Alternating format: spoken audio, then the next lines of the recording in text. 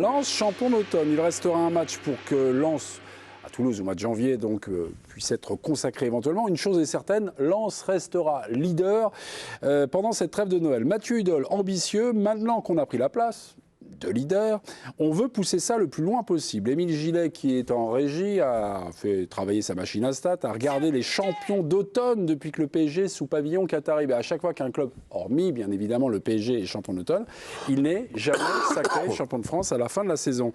Lens a-t-il le profil d'un champion surprise? À cette question, 4 chroniqueurs ne sont pas d'accord. Jingle, c'est un super duel, on y va. Super duel royal, puisque Félix et Bernard, vous faites équipe ensemble, vous avez répondu oui. Qui commence, docteur, le docteur ou son assistant? Place aux jeunes qui ont de l'avenir. Ok. J'espère pour toi. Très bien. Non, Étienne et Samir qui commencent.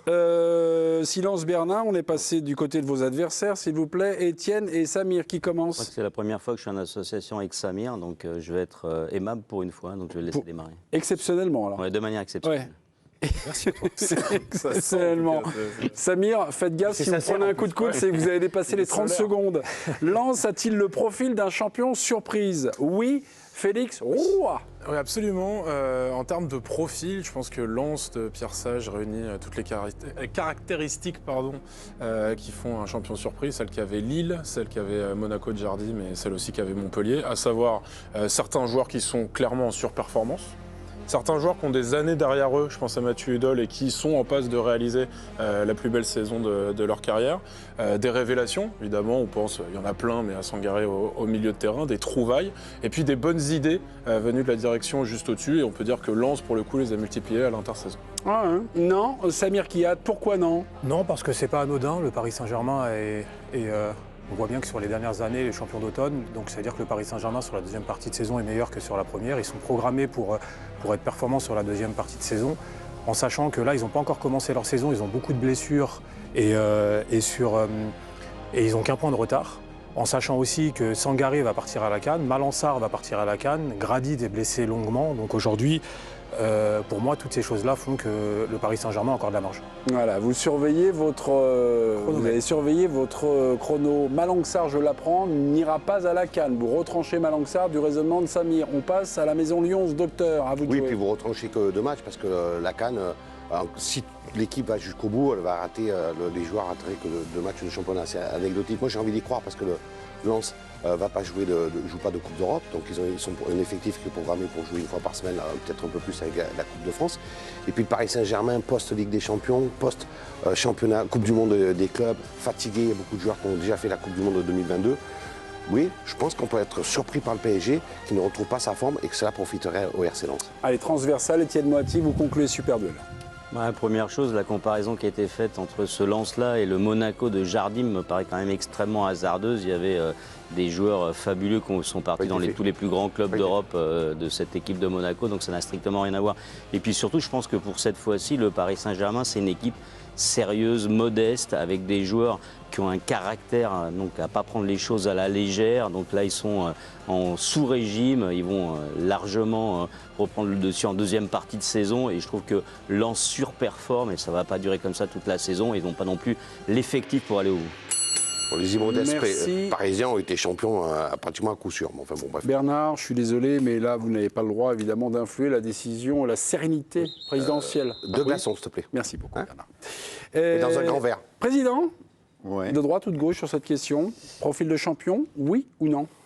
Plutôt à gauche, malgré tout, quand même, parce que même si, effectivement, Félix a raison, il coche un certain nombre de cases sur les joueurs qui surperforment, sur... T'as pas parlé de l'entraîneur, tu aurais pu aussi, il est bien inspiré. Mais je pense que le PSG, c'est une machine et que la machine est quand même à l'habitude de ce genre de scénario, même 1 point, 2 points ou 3 points derrière. Ils savent quand même accélérer quand il le faut, quand ils le décident. Il faudrait que Lens vraiment gagne tous ses matchs et que le match aller avait lieu au Parc, hein, PSG Lens. Oui, 2-0. Le match retour a lieu à Bollaert. Il faudrait qu'ils battent Paris à Bollaert. Je crois pas à ça, je crois pas à ce scénario. Je crois que Paris est très au-dessus, comme l'ont dit mes amis à gauche. Et non, franchement, le champion surprise Lens, j'y crois pas. J'y crois pas du tout. Je pense que Paris va l'être. Samir, vous avez l'arbitrage du président et pourtant, vous demandez audience, non, c'est ça? Non, c'est pas ça, c'est que j'allais influencer Régis. Parce que j'allais ajouter des éléments. Et Parfois, quand on rajoute, parfois, il peut changer d'avis. Hein, faites gaffe. Hein, mais non, mais allez-y. c'est juste un complément. C'est juste que Lens va aller à, si mes souvenirs sont bons, va aller à Lille, va aller à Lyon, va terminer à Lyon. Le Paris Saint-Germain se déplace que à Lens sur la deuxième partie de saison. Donc c'est aussi un argument où il y a également ils font Lille et c'est Marseille. Lens va à Marseille également. Donc voilà, c'est un argument de poids, je pense. Je peux rajouter un Ouais, le calendrier, ouais, c'est sûr. Vous pouvez Une petite rajouter. chose. Bon, je reconnais la maestria d'Étienne de dire que le comparatif a été fait avec le Monaco de Jardim, alors qu'il a été fait avec le Monaco de Jardim, le Lille de Galtier et Montpellier de René Girard. Je suis d'accord. C'est pas parce que tu dis une petite bêtise qu'elle ne doit pas être relevée. Non, c'est Tous pas les grave. coups sont permis, Non, Félix, mais allez-y. Juste rajouter qu'effectivement, Monaco a, cette saison-là, enfanté l'un des plus grands génies des 20 dernières années, ce qui a quand même changé pas mal de choses. Il y avait des joueurs de grande qualité, mais à ma connaissance, en arrivant à Monaco, Benjamin Mendy n'était pas un joueur hors du commun. Non, mais là, Fabinho. là, Félix. Attends, parce que là, je vais faire une liste, je vais au bout, comme ça tu Oui, pourras en mais- choisir qu'un seul. mais- Benjamin Mendy n'était pas un joueur incroyable, Fabinho non plus. Camille Glick n'était pas une star internationale du football. C'était pas le cas d'Andrea Raggi non plus. Daniel Subasic dans les buts n'était pas une référence à son poste non plus. Alors effectivement, il y avait trois joueurs d'un autre Je calibre. t'en ai dont donné un- une leçon de mauvaise foi, mais tu es d'une grande dont mauvaise foi. un qui sort de la Parce que- pépinière et c'est ça tout à s'appelle l'honneur la de l'AS télévision. Monaco. Et T'aurais pu choisir vérité, d'autres joueurs, tu aurais pu choisir Thomas Lebar, Bernard Silva, Falcao. C'est quand même... Djibril Sidibé, champion du monde. C'est vrai que moi j'étais de mauvaise foi en Non, mais il y avait en des ne joueurs- relevant pas que tu avais mis aussi Montpellier et Je fais un Lille. duel avec. Mais pour le coup, pour Monaco, ça n'a mais vraiment strictement d'accord, mais c'était rien à pas voir. c'était pas les On a mêmes perdu, Félix on a perdu. non plus. Félix, T'es vous pas êtes en obligé train de de t'enfoncer. Félix, vous êtes en train de vous noyer. Regardez, la Parce que régie a Thomas réagi. Lebar, en Prenez les arrivant à palmes Monaco, parce que là, c'est une ça. star Non, non. internationale. Au sec, merci beaucoup. quoi, On a découvert un arrivant à nouveau Monaco. fan du RC Lens ce week-end qui s'appelle Constantin Givas. Le problème, c'est que c'est le commentateur de l'OGC Nice TV. Extrait, regardez.